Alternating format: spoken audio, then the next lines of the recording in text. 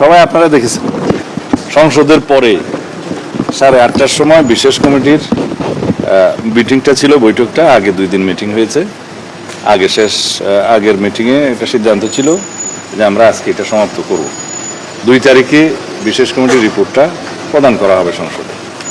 তো সেই জন্য আমরা 133টা অর্ডিন্যান্সের ব্যাপারে প্রত্যেকটার ব্যাপারে আমরা আলোচনা করেছি।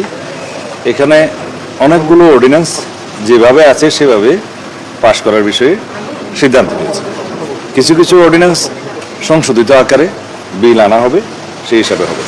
আর কিছু কিছু অর্ডিন্যান্স হয়তো আমরা আলোচনা করার, বিল আনার বা সংশোধিত আকারে আনার সময় পাবো না, কারণ সময়টা 11 দিন 12 দিন আছে, আগামী 10 তারিখের ভিতরে সময়টা শেষ হয়ে যাবে। তো সেই জন্য সেই সমস্ত অর্ডিন্যান্সের ক্ষেত্রে আমাদের একটা চিন্তা ভাবনা আছে, সবার মতামত হচ্ছে পরবর্তী সেশনে আমরা যেগুলো পাশ করতে চাইবো বিল আকারে নিয়ে আসবো, এই সমস্ত সিদ্ধান্ত। আর কিছু কিছু বিষয়ে যেহেতু বিশেষ কমিটিতে বিরোধী দলীয় কয়েকজন সদস্য আছেন, তাদের মতামত এবং আমাদেরও সরকারি দলের কয়েকজন সদস্য আছেন, তারা কিছু কিছু ব্যাপারে অর্ডিন্যান্সের বিষয়ে তাদের নোট অফ ডিসেন্ট দিয়েছে। সেটা রিপোর্টে যথাযথভাবে প্রতিফলিত হবে, কে কী বক্তব্য দিয়েছে, কীভাবে নোট অফ ডিসেন্ট হয়।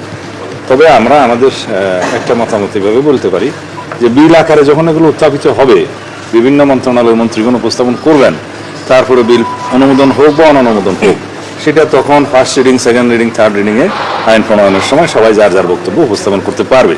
সেই হিসাবে আমরা এগুলো রিপোর্টটা আমরা ফাইনাল করার একটা সিদ্ধান্ত নিয়েছি। আমি সংখ্যা বলতে পারবো না, এটা আইনমন্ত্রী বলতে পারবে। তাহলে সংখ্যাটা জানার জন্য 2 তারিখ পর্যন্ত একটু অপেক্ষা করেন।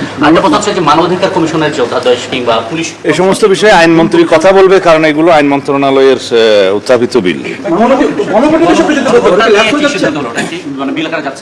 না, বিষয়টা তা নয়।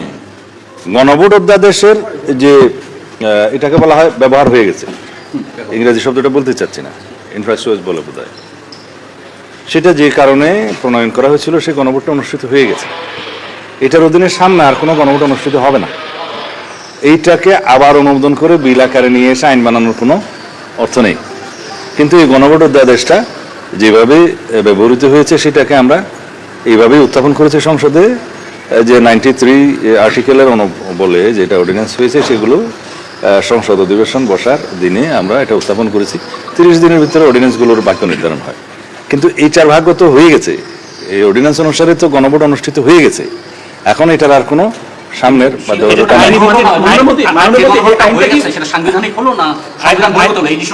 না, এটা গণভোট অধ্যাদেশ যেটা হয়েছে, এটা একটা অধ্যাদেশ, এটা কোনো সংবিধানের অংশ ছিল না।